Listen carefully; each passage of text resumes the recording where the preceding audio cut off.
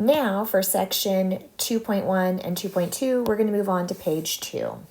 So the question is, why do we care about the slope of a tangent line? Most of the functions we're working with are curves. They're not actually lines. And so when you think of a curve, you don't think of the slope of the curve itself because it changes throughout the function. So what we're going to do is we're going to pick a single point on our curve, and from that single point, we can talk about the tangent line and then use the tangent line to approximate what the curve is doing at that point. So essentially, it's describing how the curve is behaving at that point.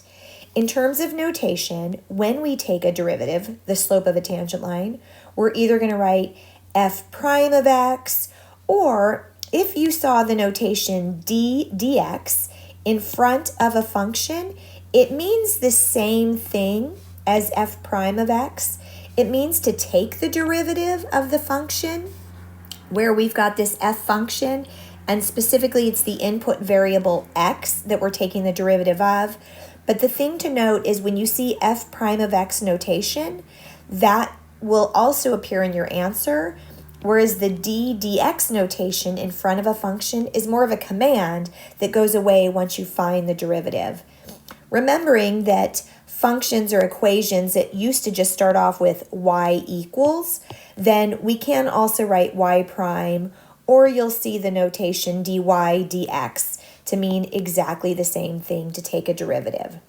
Now, when it comes to taking a derivative, and we're going to, but if you are given a value for x, this is super important, then we're going to get a value or a number for the slope of that tangent line.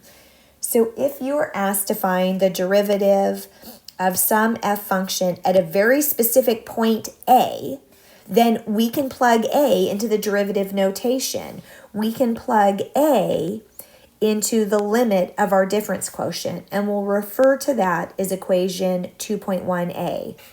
But often you aren't told, I want the slope of the equation at x equals 1. You're just told to find the formula for the slope of a tangent line. So you are not given a value for x. We need to leave x as x. So we'll go ahead and write f prime of x generically, but this is a case where we'll be focusing on x and its distance h, where we really want h to be 0, but if we divide by 0, we'd violate laws of math. So we're going to take the limit as h gets super close to 0. So just to recap, if you have a specific x value, you could actually use either of the equations, but if you're asked to find a derivative and you have no value for x, the only formula that would work would be the 2.1b formula.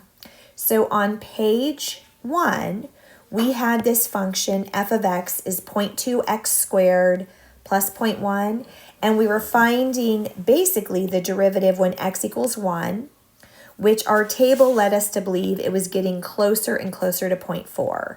But now let's show that mathematically.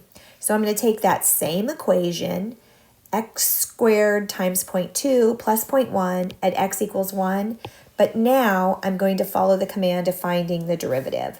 So I'm going to go ahead and use that first definition, the 2.1a, because I'm given a specific value for x. 2.1a says take the limit as x goes to your number. In our case, x is going to the number of 1.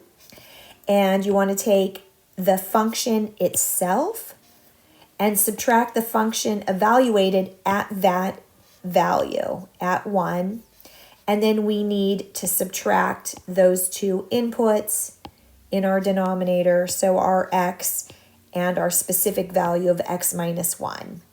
But of course, this is just a generic way of writing what we're doing. I need to actually apply it to the function at hand. So I'm going to just plug x into the equation first, and then I'm going to be subtracting the function where I'm plugging 1 into the equation. I need to square 1, which is 1.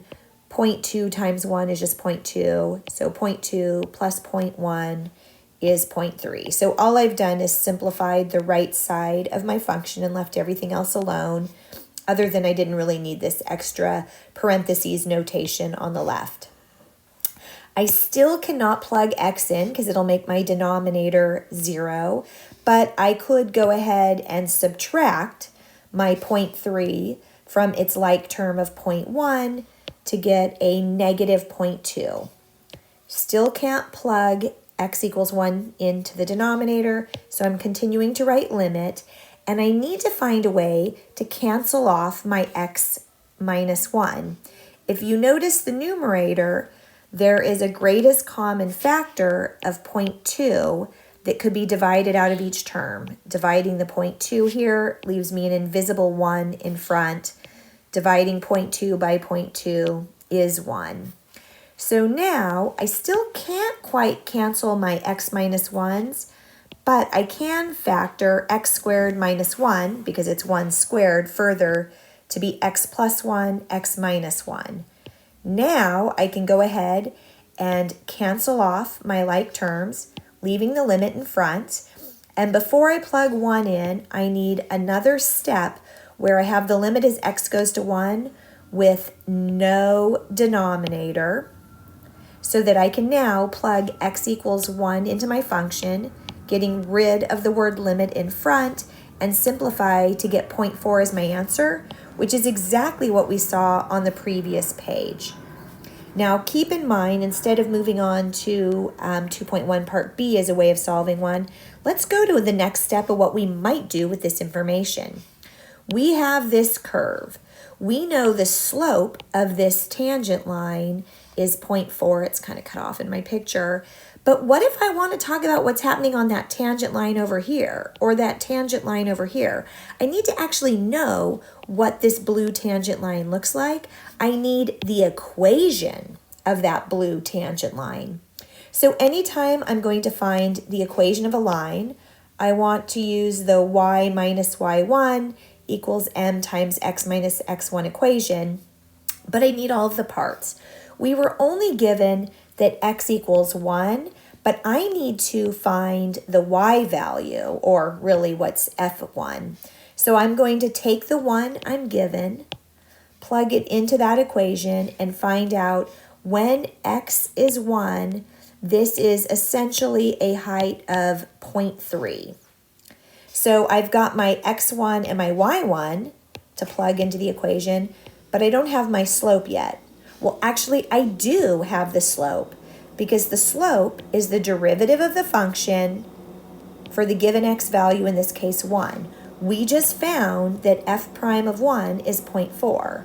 So I can now plug that into my equation of a line, distribute the 0.4, add the opposite of 0.3 to both sides, and I have an equation of a tangent line.